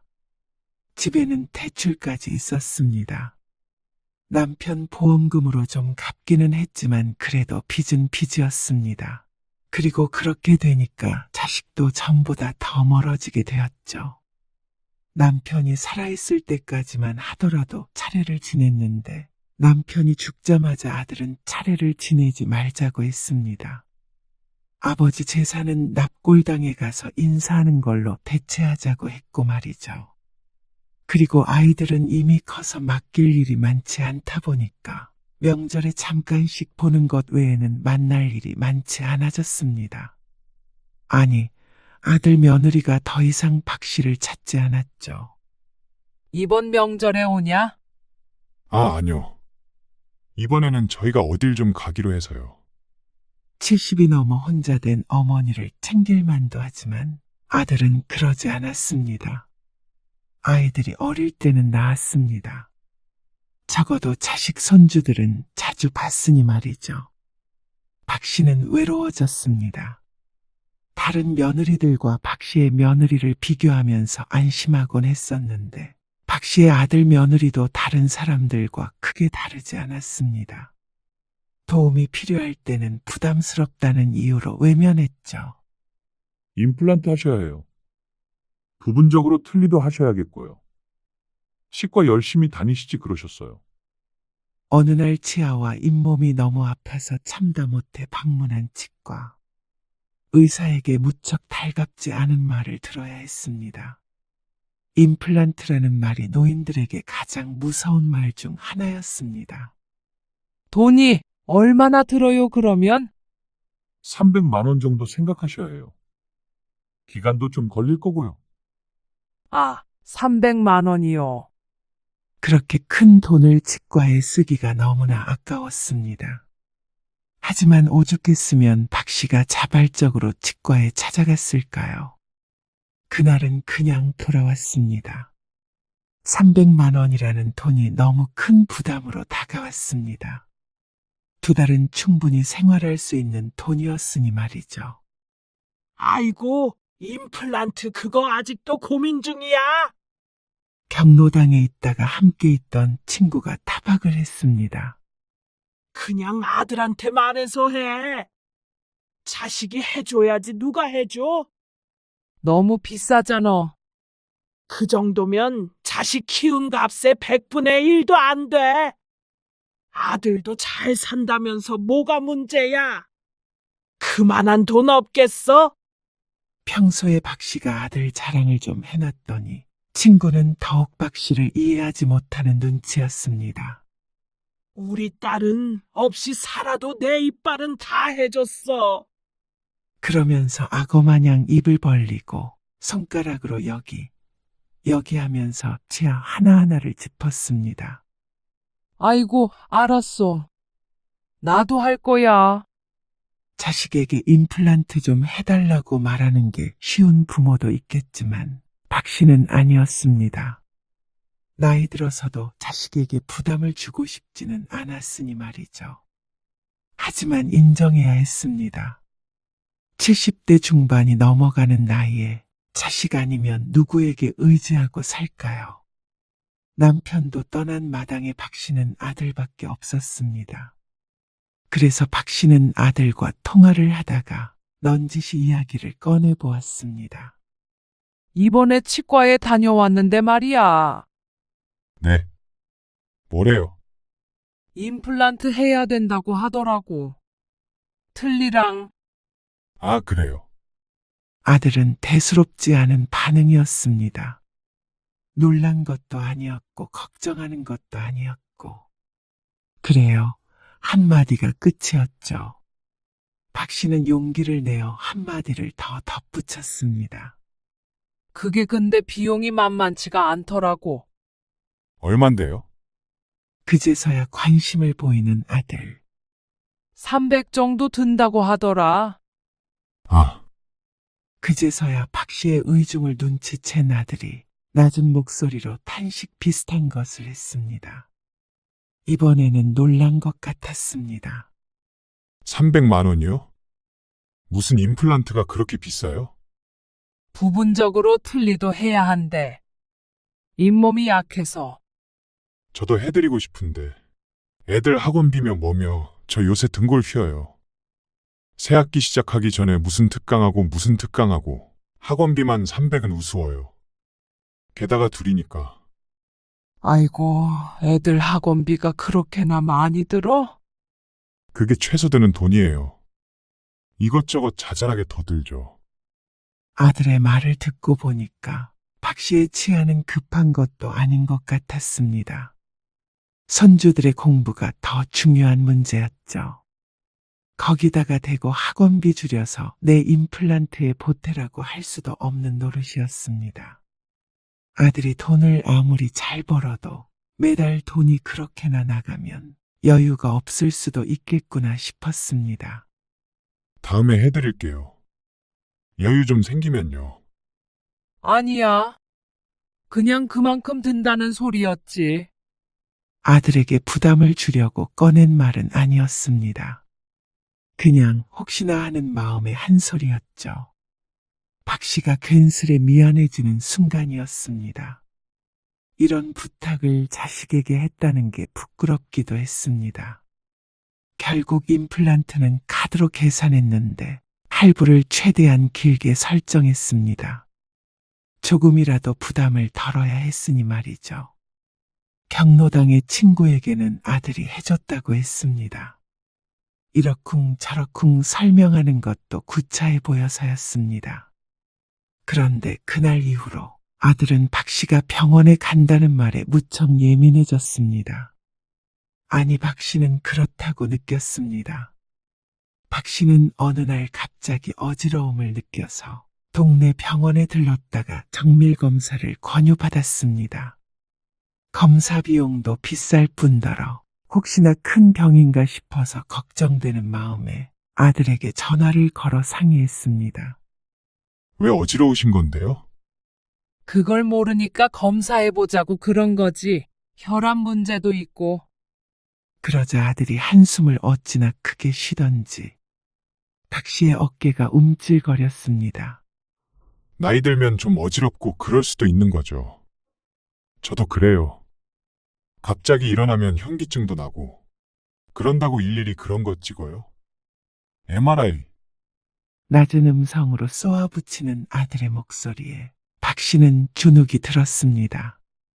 제 딴에는 심각하게 고민이 되어서 전화를 건 것이었는데 아들은 아무것도 아닌 일로 병원에 가서 돈만 쓴다면서 불만스레 말했습니다.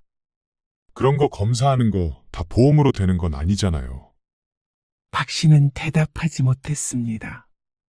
아들이 어떻게 반응할지 알 것 같았습니다. 그냥 집에서 푹 쉬어보시고. 그래도 정 안 좋으면 다른 병원 한번 가보세요. 요즘 돌팔이도 많고요. 노인네들 비싼 검사 시키고 막 시술 같은 거 한 다음에 돈 버는 병원도 있대요. 아무렇게나 하잔다고 다 하시면 안 돼요. 알았다. 결국 박 씨는 아들과의 통화를 그렇게 끊어야 했습니다. 더 뭐라고 말해볼 기회도 없었습니다. 하지만 얼마 뒤에 또다시 어지러움증을 느꼈고 이번에는 식은땀까지 나는 것 같았습니다. 아무리 생각해봐도 아들도 겪는다는 그런 어지러움증은 아닌 것 같았습니다.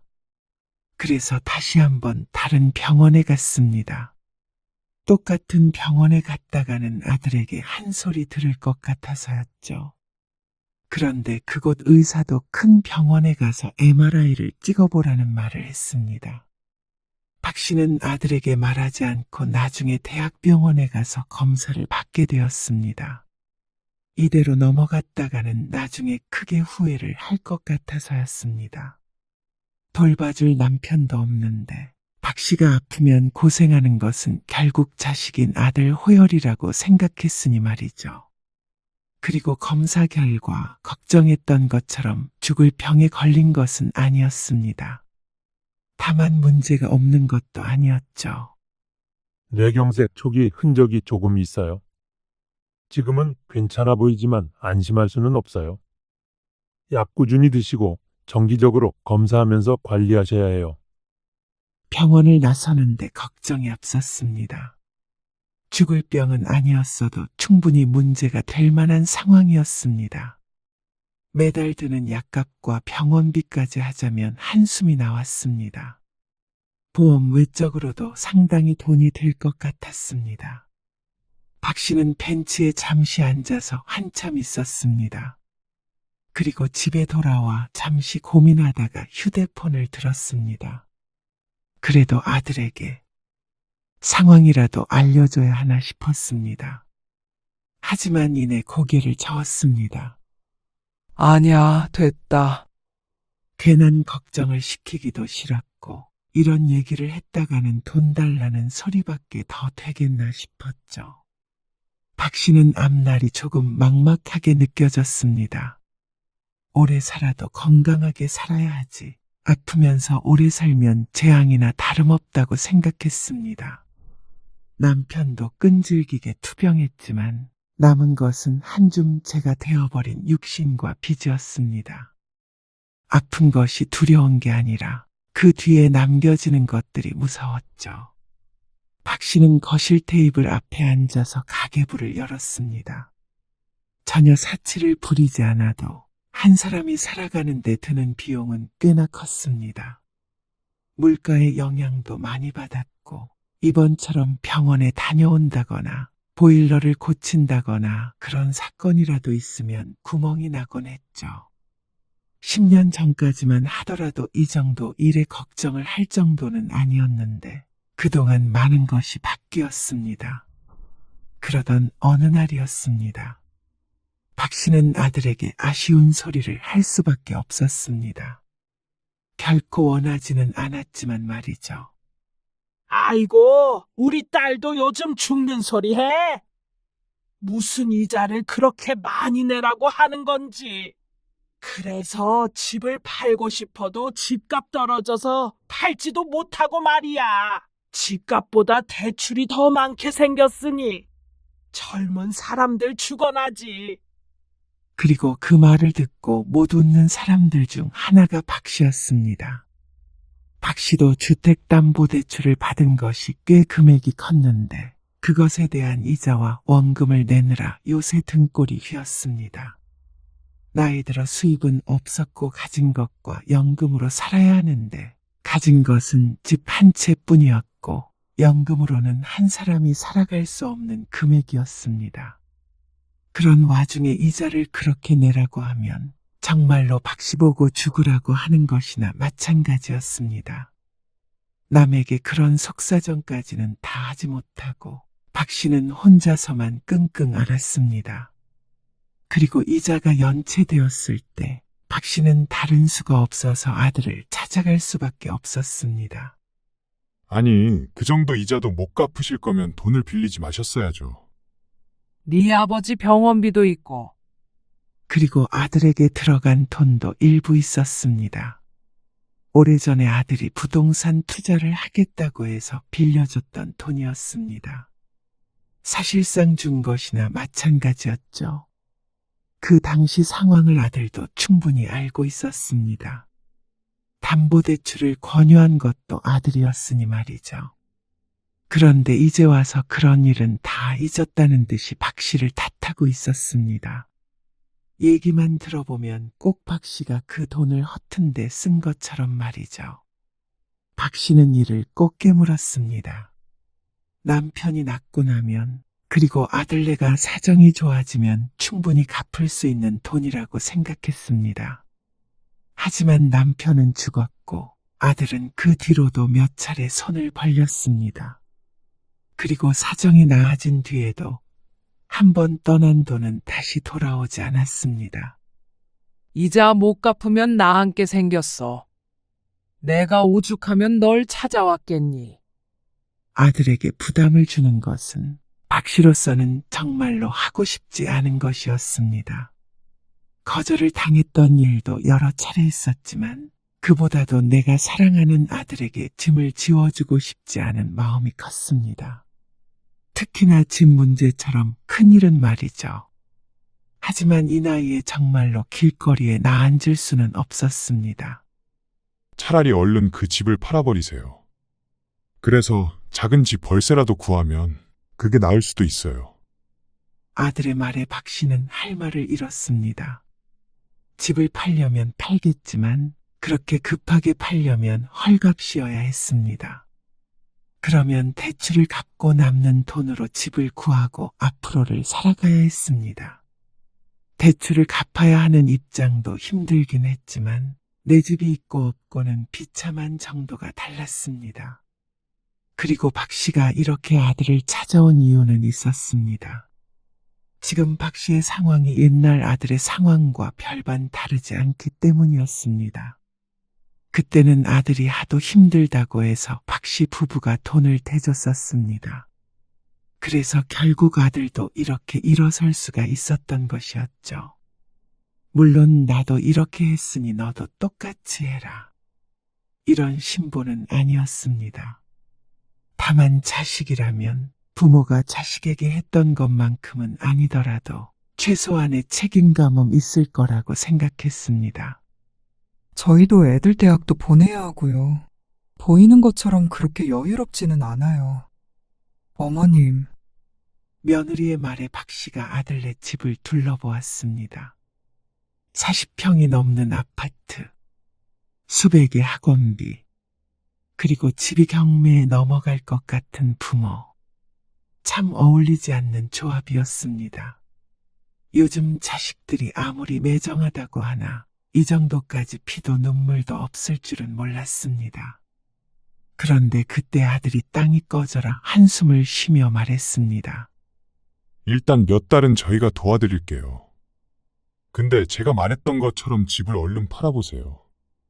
부동산 경기가 안 좋아 자신들도 손해가 크다면서 앞으로도 더 떨어질지도 모른다고 경고까지 해주었습니다.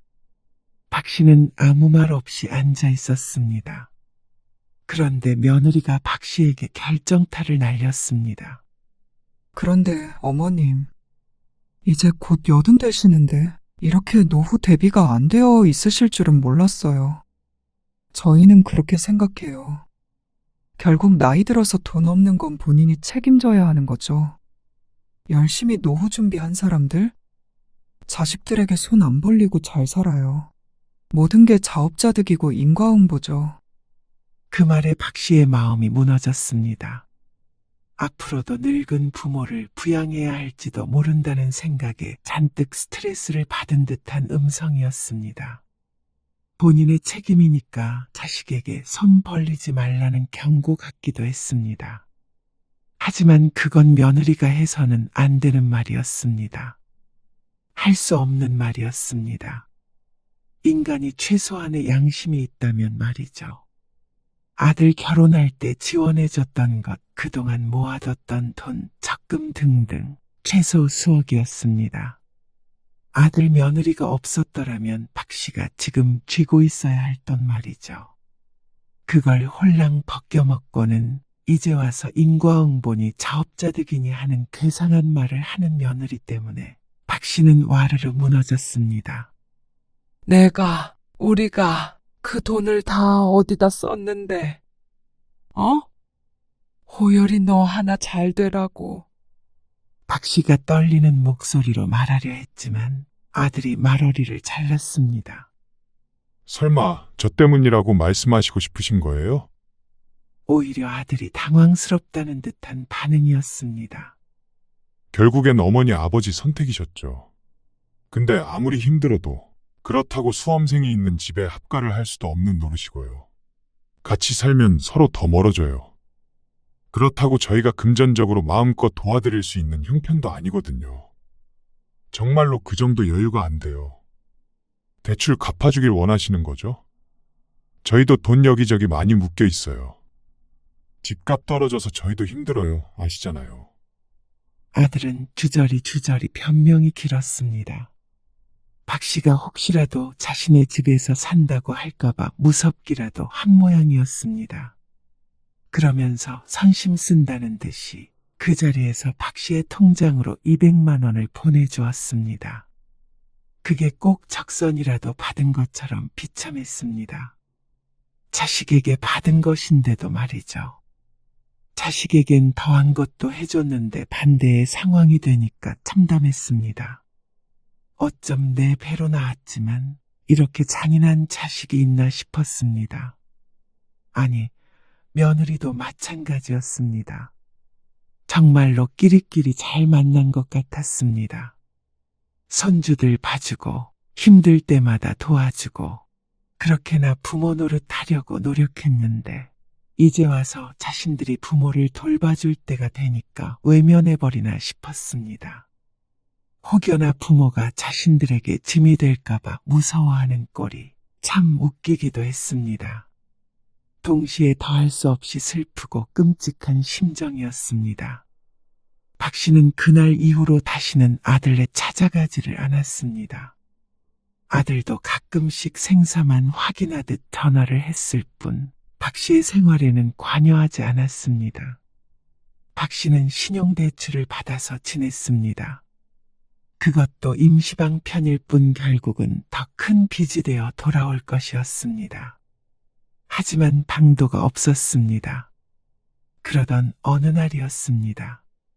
부동산 규제가 완화되고 수도권 아파트 가격이 급등했습니다. 특히나 박 씨가 사는 지역은 가장 급등한 지역 중 한 곳으로 올랐다고 했습니다. 상세히 알고 있는 이유도 경로당에서 사람들이 부자 되겠다며 떠들어대는 말 때문이었습니다. 박 씨는 꽉 조였던 숨통이 트이는 기분이었습니다. 그리고 그 시점 이후로 아들 며느리에게서 오는 연락이 잦아졌습니다.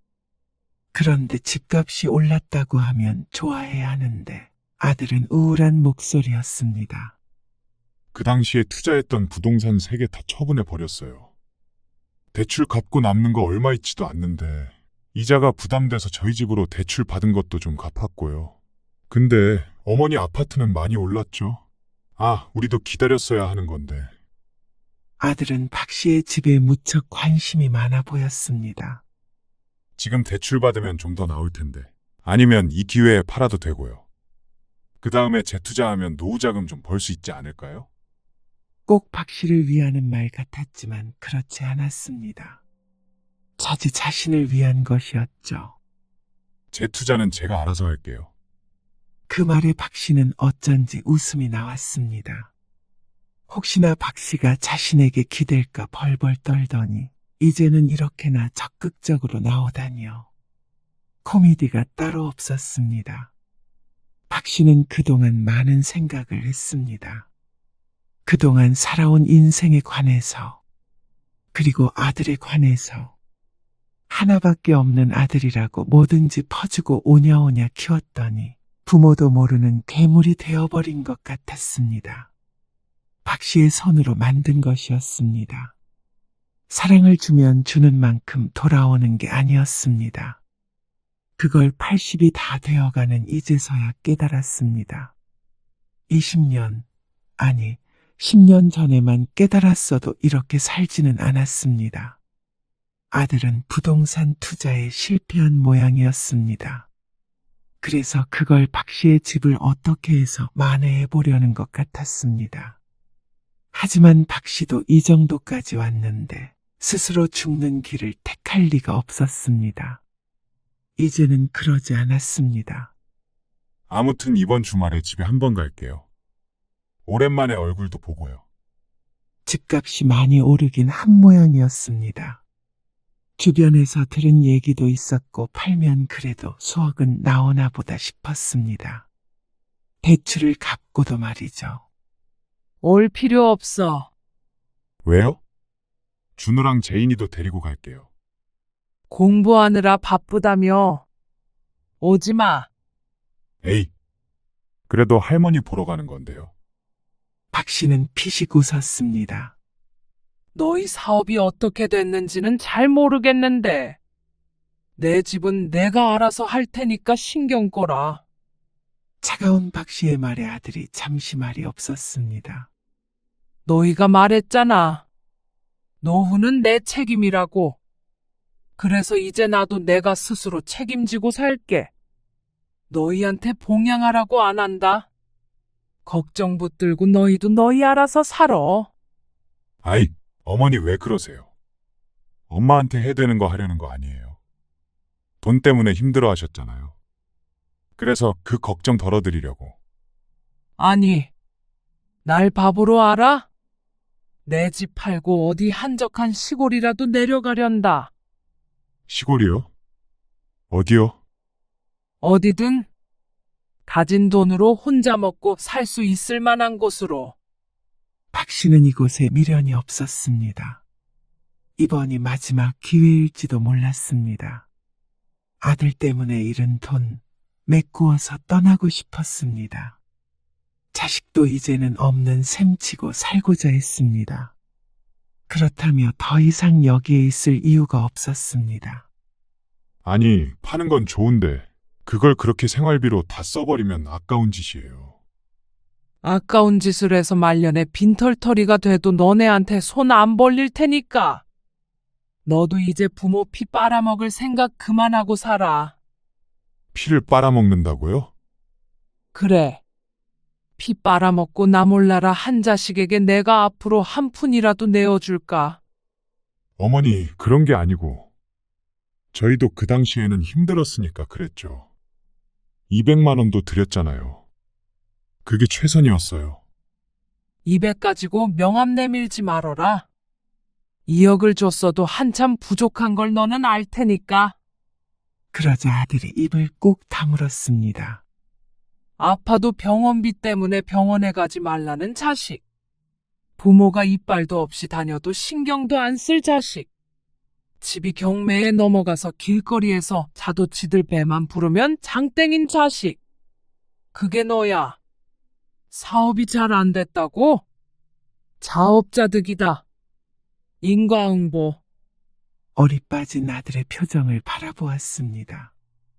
부모 자식의 연은 여기까지 하자. 남들은 집값이 더 오를 것 같다며 지켜봐야 한다고 난리였습니다. 그런데 박 씨는 어느 정도 오르자 미련 없이 팔아버렸습니다. 그리고도 진 돈은 상당했습니다. 그리고 박 씨는 여동생 부부와 친척 몇이 있는 고향으로 내려갔습니다. 그래도 완전히 혼자는 아니었죠. 어쩌면 나에게 바라는 게 없는 그 정도 관계가 부모 자식보다 훨씬 나았습니다. 박 씨의 삶은 전보다 훨씬 나아졌습니다. 당연했습니다. 시골에 있는 작은 아파트는 몇 천이면 샀습니다. 물론 새 아파트는 아니었지만 말년에 10년 정도 살기에는 딱 좋았습니다. 그러고도 병원비며 생활비며 혼자서 소소하게 살아갈 만큼은 있었습니다. 물론 사람마다 생각이 다르기에 크다면 크고 작다면 작을 수 있는 돈이었습니다. 하지만 박 씨에게는 충분했습니다. 연금까지 잘 이용하면 자식에게 끝까지 손 안 벌리고 살 수 있을 것 같았습니다. 좀 더 젊은 나이였다면 더 막막했을 수는 있겠지만 말이죠. 언니, 좀 걸으러 가자. 걸어서 7, 8분 거리에 사는 여동생이 찾아왔습니다. 금방 나갈게. 박 씨는 일주일에 5번은 걷기 운동을 했습니다. 격한 운동은 못해도 걷는 것만으로도 건강해지는 기분이었습니다. 나가기 전 거울을 보니 예전보다 훨씬 편안한 얼굴이 비쳤습니다. 아들과는 연락하지 않고 지내고 있었습니다. 하지만 전처럼 외롭거나 쓸쓸하지 않았습니다. 오히려 이제서야 모든 것에서 벗어나 홀가분해진 것 같았습니다. 자식에게 모든 걸 주고 버림받았다는 생각에 한동안은 괴로워서 잠도 자지 못했는데 이제는 아니었습니다. 그 덕분에 말년에 홀로 서는 방법을 깨우친 것 같기도 했습니다. 자식들은 언제가 후회하겠죠. 손자, 손녀에게서 똑같은 일을 당할 수도 있었고 박 씨가 죽은 뒤에 눈물을 흘리며 후회할 수도 있었습니다. 하지만 그때까지 박 씨는 기다리지 않기로 했습니다. 자식은 자식대로, 부모는 부모대로. 이제는 내 삶을 살아갈 시간이라고 생각했습니다. 며느리가 했던 말대로 내 삶은 내가 책임지는 것이니 말이죠.